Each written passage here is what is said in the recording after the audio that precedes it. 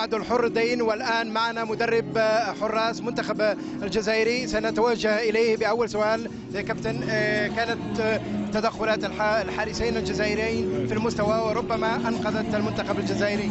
يعني كان صح، كانت شويه يعني تدخلات يعني، وهذا يعني احنا فرحانين يعني بهذا التعادل، ما نهزمناش خاطر هذا يعني اثر علينا الانقطاع تاع البطوله الجزائريه، وكاين بعض اللاعبين ما لقاوش يعني الحساسيات تاعهم تاع المباراه، ولكن انا بدينا نتحسنوا مقابله نتحسنوا، وان شاء الله راح نمدوا ان شاء الله وجه اخر ان شاء الله المقابلات الجايه.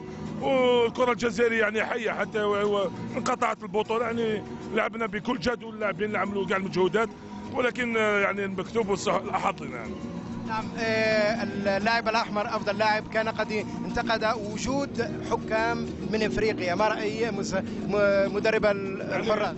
يعني رأيي يعني من حقه، يعني احنا جينا باش نلعبوا بطولة العالم، ما نشوفوش يعني الحكام تاع افريقيا، لان كل ما نلعبوا بطولة افريقيا كاع الفرق تشتكي من الحكام.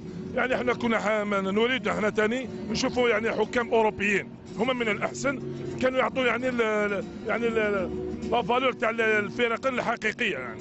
ولكن للاسف معليش لعبنا كان يعني جلسة مقابلة يعني جيدة، بعض أخطاء يعني، ولكن المقابلة كانت جيدة. نعم، رأينا أن المنتخب الجزائري كان بإمكانه أن يفوز ويفوز في هذه المباراة ويتكرر السيناريو. نعم، أعطينا لهم المباراة، يعني أعطينا لهم، تشوف يعني التألق تاع الحارس تاعهم، يعني بعد يعني اللاعبين تاعنا اللي يعني ما سجلوش، عملنا أخطاء خلصنا عليهم، ولكن استرجعنا الدفاع تاعنا الحراس، وان شاء الله يعني الباقي ان شاء الله يكون احسن ان شاء الله. نعم، هذه النتيجه ربما تخدم اكثر المنتخب المصري، وعلى المنتخب الجزائري خاصه في المباراه القادمه ان يفوز باي نتيجه، كل ما كان عدد الاهداف اكثر احسن. صح، لعينا مازال مباراتين حتى مع المجر، يعني لو كان تعادلوا نعملوا ان شاء الله. لاعبين الان جاتنا الاراده الان في المباراه الثالثه اللي جات الاراده للاعبين، وان شاء الله هم يعني يعملوا كل مقدور باش يكونوا ان شاء الله في المستوى ان شاء الله، باش نمثلوا الكره الجزائريه